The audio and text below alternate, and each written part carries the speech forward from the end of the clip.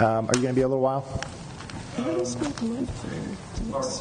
Why don't we go ahead and we'll start the cross. Yeah, go, come on. Let's get the cross examination done. I'd rather do it while our memories are fresh. Good evening, Ms. Redding. How are you? I'm fine. How are you? Good. All right. And Ms. Redding, you testified your address is off of Oxcart Lane? Yes. In Nanjemoy. And how many miles away is that from the subject property, not as the crow flies, but if you were to drive? Probably 2 or 3 miles. I'm going to show you what is a printout from the internet of running down from the property to Adams Willett Road, to Hancock Run Road, to Maryland Route 6, to Oxcart Lane. And that indicates it's 4.6 miles running Hancock Road, or 6.9 miles if you skip Hancock. Would you agree that's probably accurate? 4.5 miles. If you came Hancock Run Road? Left. Yes. Okay, so 4.6 if you came Hancock Run, or 6.9 if you did not take the shortcut. Or even longer if I took another route. Got it. Okay.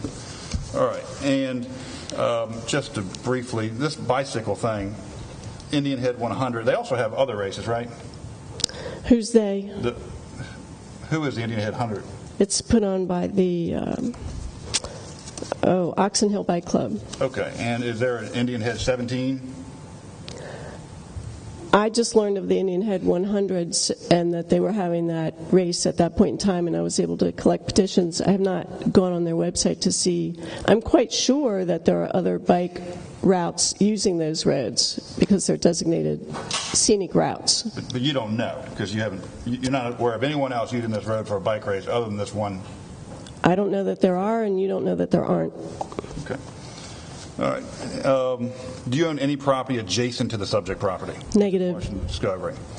So can you explain to the board specifically what damage you will personally suffer as a result of the approval of this Washington Discovery plan for the property? What damage or what concerns I have? What damage you will specifically suffer?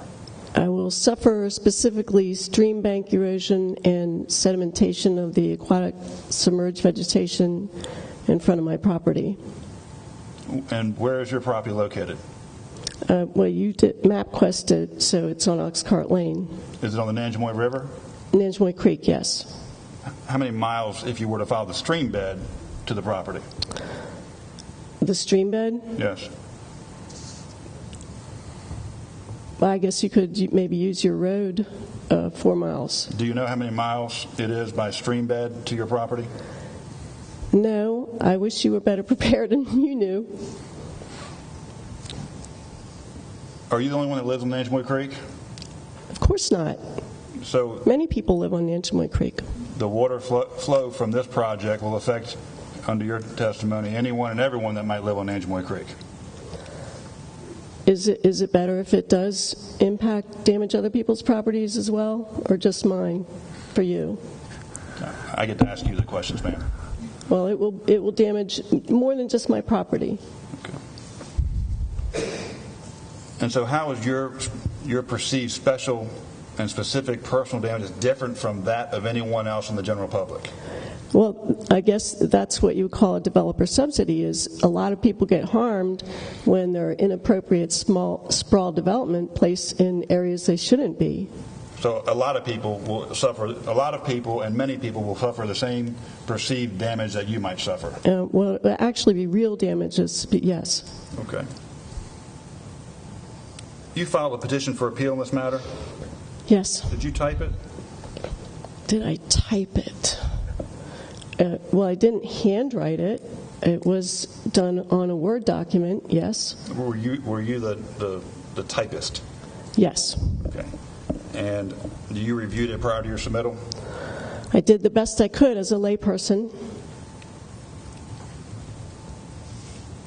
Did you testify on August 26, 2016 before the Planning Commission on this project? I did not. I'm trying to think that nobody testified on this project officially save Dr. Long.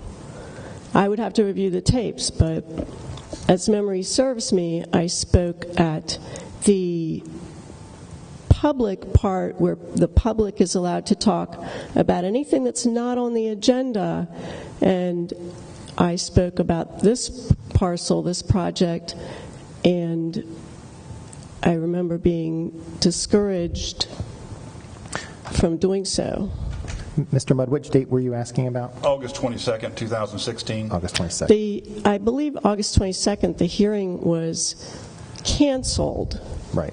And then that's why when Mr. Moorhead said he testified, he never really testified at a hearing.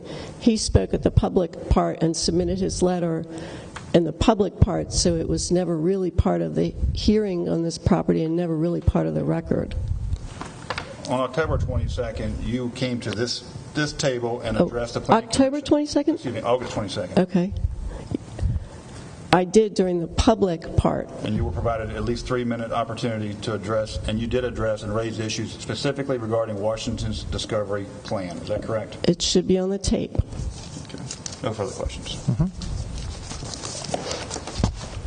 And Mrs. Redding, because I think this is an area that can be confusing perhaps for those who are watching, that meeting that occurred on August 22nd, the reason, help us understand why you felt you could talk then about this project, but you couldn't, for example, on the previous scheduled hearing for this project. On August 22nd, it had been on the agenda, and we all came to just be in attendance. But when we got here, we found out they removed it from the agenda, which allowed us to speak during the public section where you can come in and just say whatever you want to say for 3 minutes. They have a personal appearances That's it. I'm portion sorry. of the meeting. Personal appearance, yes. Which is where they allow the public to testify on things that are not on their agenda. And I don't even know if it's testifying, but it's just Not speaking. testify, but speak, right. Thank you.